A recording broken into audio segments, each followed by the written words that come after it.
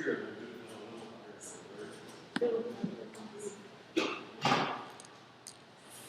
Okay, well, thank you for coming. I think I have 30 minutes. And I'm very happy to be here at the Vancouver Mind, Soul, and Spirit Expo. And what I'd like to do in these 30 minutes is to share with you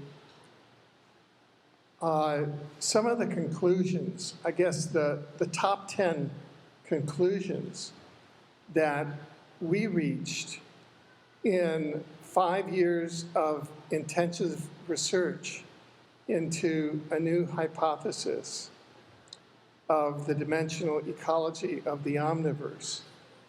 The omniverse is sort of not a discovery that we made, but a hypothesis, and we're couching this in terms of science, although it's a place that we all visit in our meditations outside of time and space.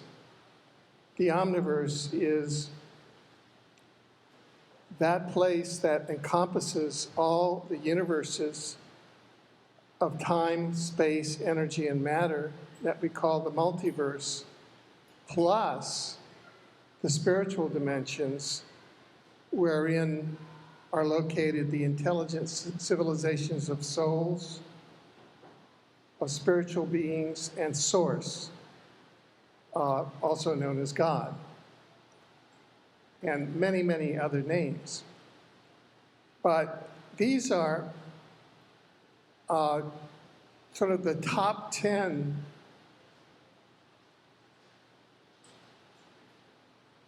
conclusions that we reached in our research in this area.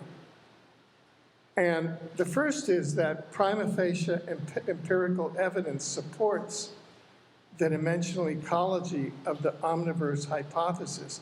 Now, that's couched as kind of a spiritual lawyer. What that means is that in a court of law, you might say that, yes, God exists. Yes, the afterlife exists. Yes, souls exist. And these traditionally have been a matter of faith. We have 7 billion souls incarnating on the planet now, give or take a few.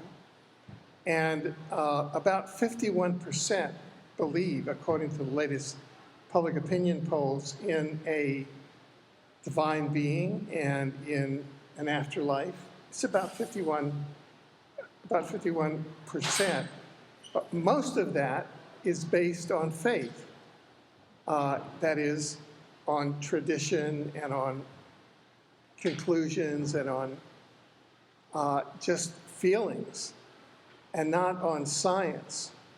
And what we've been able to do, I think, is a breakthrough that's gone through string theory, because what's on the other side of string theory?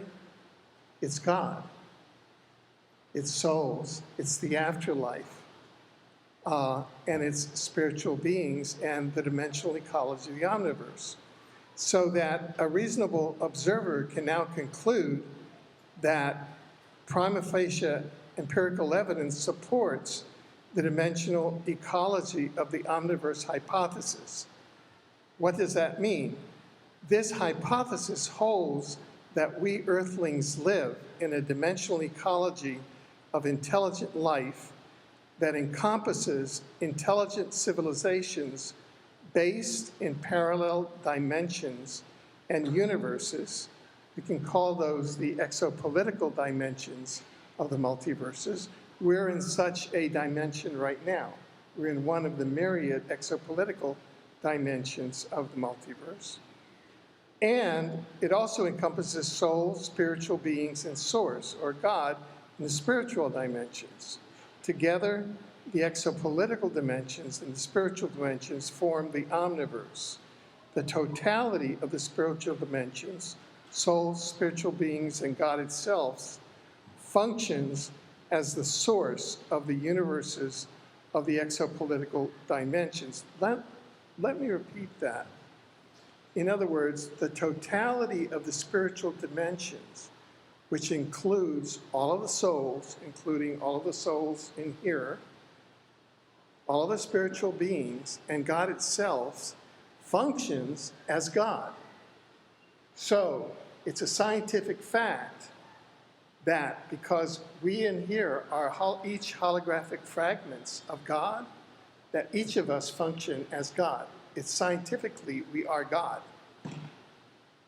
And that's what we've been able to prove by a prima facie evidence, more probably than not. And that's a scientific first. So there you go. And that's number one. I don't know if we'll be able to get to the top 10 in our 30 minutes, but I think that that's fairly significant. Would you not agree? I mean, as a, you know, you can go around and say, what do you mean, do you believe in God? You show there's proof now that there is God in 280 pages. Okay. 2, exopolitics and parapsychology.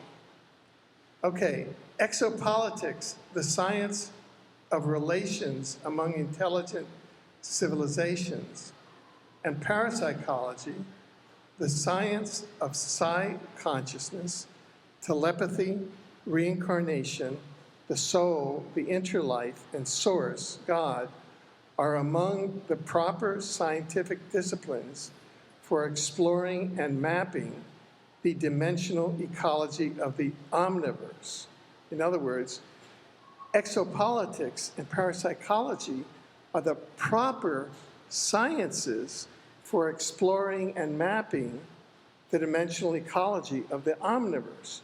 It is time that exopolitics and parapsychology be admitted to the accepted canon of sciences and openly taught at all levels of education, elementary, secondary, and post-secondary.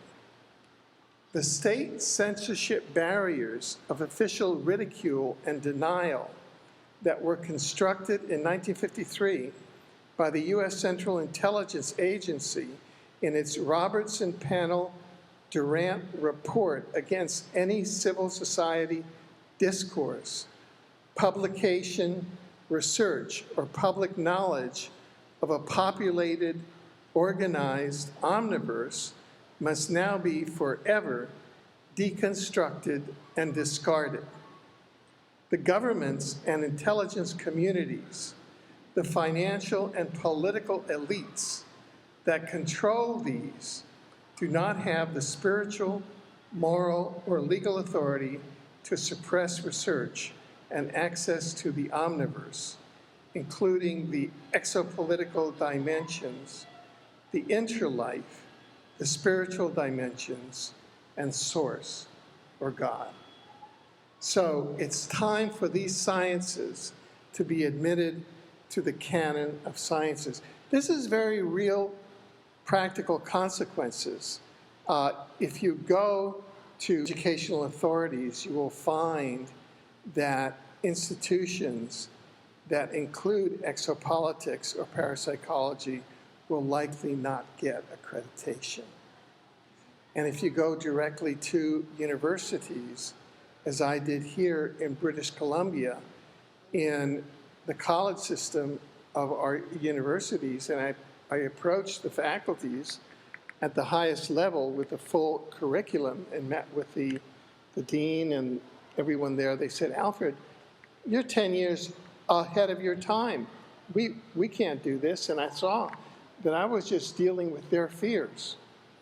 And so it's remarkable that, and I have here a number of individuals, John Kelly and Brenda Ma and Dr. Jerry DeStefano Weber, who got together and we founded an institution, Exo University, which is online now, and it's in development, whose mission was to teach exopolitics and parapsychology. Why? Because the province of British Columbia would not even give us a charter with the name Exo University in it. We had to go to the state of Washington, which gave us that name. And number two, none of the educational institutions, we were turned down by the universities here in BC. We had to found our own university. And so that is how pernicious this is. This planet is cut off from any organized knowledge and learning into the dimensional ecology of the omniverse that surrounds us. We are marooned in third dimensional time and space.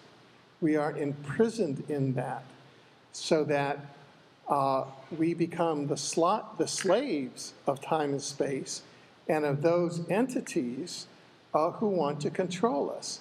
There's a book out about the people who live in 2 dimensions. And there was one fellow who came along and said, wait a moment, there are 3 dimensions, that it made them very, very uncomfortable. Well, similarly, we live in a 3-dimensional, in a world in which the 3-dimensional time matrix is being imposed, and all of the learning and the disciplines necessary for the multi-dimensional knowledge and access to the omniverse are being systematically blocked, except that through informal channels, like here at the Body, Soul, and Spirit Expo. You can't learn all of the new exosciences so that you can't go get a job designing time travel machines or designing new quantum access energy machines. You have to join a black budget defense corporation in order to do that. So that's a second of the top 10.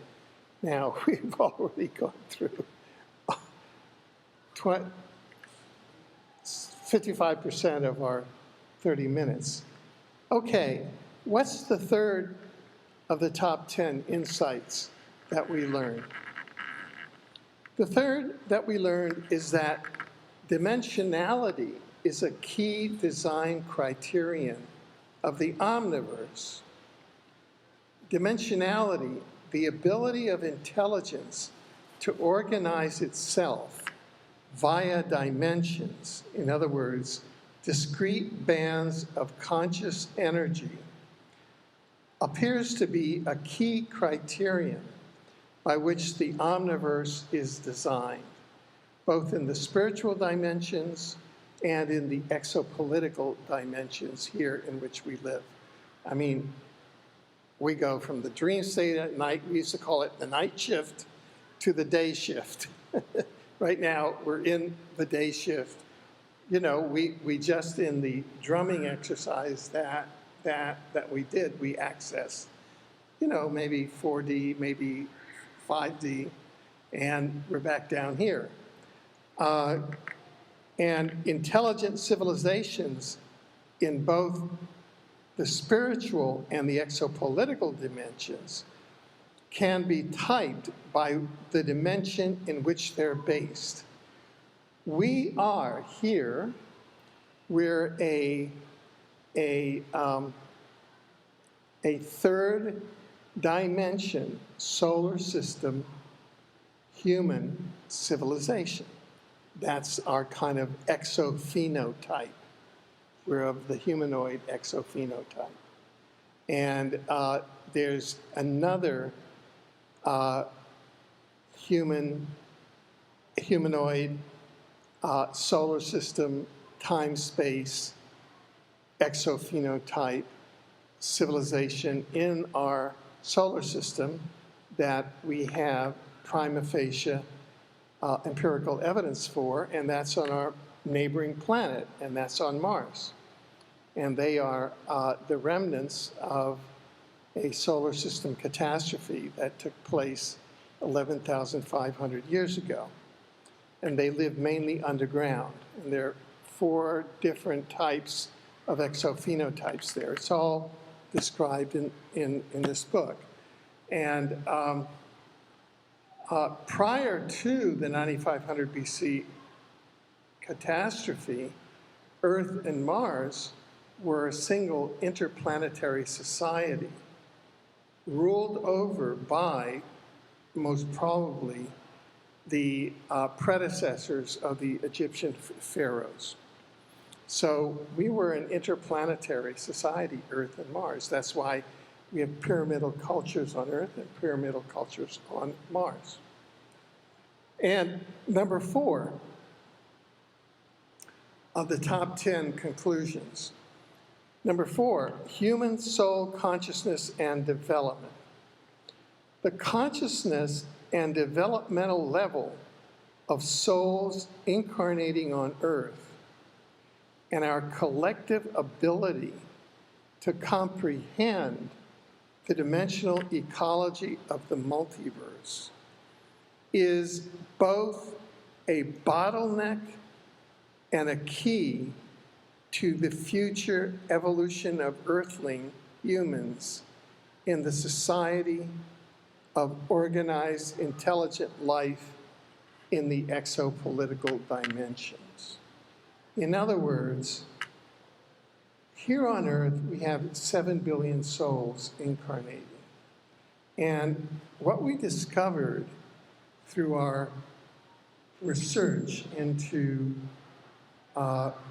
empirical studies regarding this is souls and soul consciousness, soul science, is that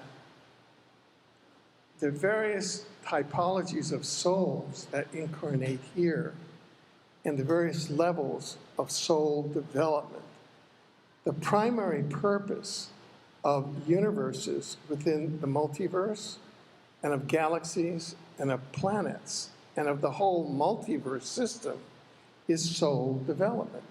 That's the essential mission of the created multiverse and the created universes, which God, which consists of souls and spiritual beings and God itself, that entity, is the creation of more and more dimensions like this for soul development. We're sort of in a virtual reality here, all of us in this room, which are classrooms for the development of our soul. And the key bottleneck on this planet here is the consciousness and developmental level of the collective of our fellow 7 billion souls here, because it's a great mix. Many of them are beginner souls, many of them are intermediate souls, and a number of them are more advanced souls. And so they're here for all sorts of lessons. And this planet this dimension is an afflicted dimension historically that has been targeted with revolt, rebellion, Star Wars, invasion, solar system catastrophe. So this is like a real privileged planet to incarnate into in terms of soul development, because the more difficult the planet like this, then the more reward we get in terms of soul development and the more we take with us when we graduate from here. However, coming here and thinking that we're going to transform this is often a hard lesson for those of us who believe that we are going to transform the planet by any given year. Because this is almost a machine for the development of souls. Certainly, gradually over time, according to complex cosmic laws, which go up and down, it may change. But what we've discovered is that the level of soul development here varies greatly. And that's something that those of us who are highly focused in the spiritual realm perhaps do not take into account. And number 5, positive transformation of power, economic, and social structures on Earth. The long-term positive transformation of power, economic, and social structures on Earth may depend on, quote, soul power. Significant soul development during an incarnation can occur as breakthroughs in how science-based knowledge and information about the dimensional ecology of the omniverse is seriously internalized by the more advanced and intermediate souls incarnating on Earth, and presented to the approximately 3/4 of the Earth's population who incarnate as beginner's souls, assuming that the empirical findings that we have are correct, in context in which the dimensional ecology itself and hyperdimensional civilizations within the dimensional ecology are supporting an expansion of earthling human consciousness. In a coming global shift, for example, extraterrestrial researcher Mary Rodwell shares details of a coming global shift that she has discovered in her investigations of conscious interactions with extraterrestrials, including at the soul level. The coming shift is described as including an awakening and transformation of human consciousness, along with dramatic changes in the way that human society functions on Earth. 5 minutes, okay. 5 minutes, thank you. So what this means is that we have information that the dimensional ecology, in terms of advanced dimensional intelligent, hyperdimensional intelligent civilizations are now working with us to elevate the consciousness of the entire human population at the level of soul. And there's a chapter here in how human souls are taking aboard alien spacecraft and taught there and refined, and that we may be on the verge of a transformation. I only have 5 more minutes, so I'd like to stop there and just ask if there are any questions at all. Yes? Yeah, clearly, Alfred, we're kind of at the end of the poker game. It's surprising. I've been around town for 3 years to see some of them work. Yeah. presenting to a lot of people about the shift and exopolitics. And few people really have an interest. You know, they're interested in the sightings and things like this, but the deeper cosmology of what the shift has happened that kind of climbed up here. And in the planet, you see NASA's report this week. This is an extinct planet. This is from NASA. And then Michio Kaku on Fukushima is 100 times worse than we think. And one little earthquake, they all could go into the ocean. And so all this is related to exopolitics, because essentially there's so much sightings. You know, I've been having visions of sightings and things like this, but the elite, the system, knows the involved that until we are at a common level of harmony, the diplomatic process, the openness, really is very difficult. They're not going to, you know. So you've got little things happening in regions, and people have individual experiences, but it doesn't look like collectively we're ready for a diplomatic process, and it doesn't appear, based on my research, that they're going to enforce this. Okay, the type 3 civilization and the Right. you know, they're just waiting for us. Yeah. The next thing, a dimensional change, and we all come. The Right. people who are here are going to be here, and the ones that are not, I don't know. Yeah, It's like yeah. these are all.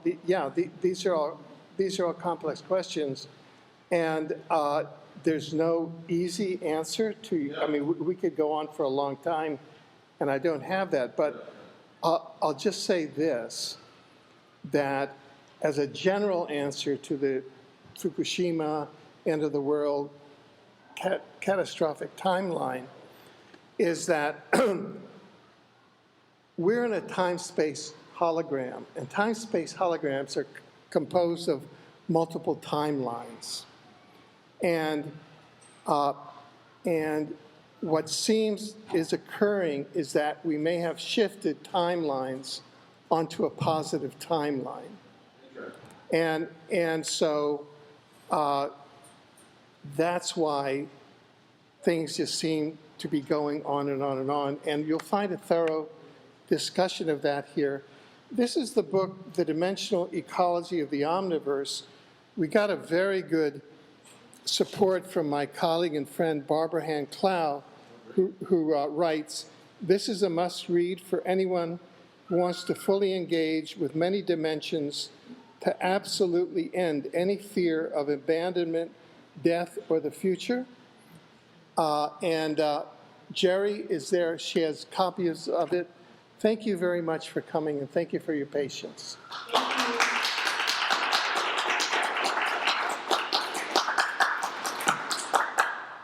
I'll be outside.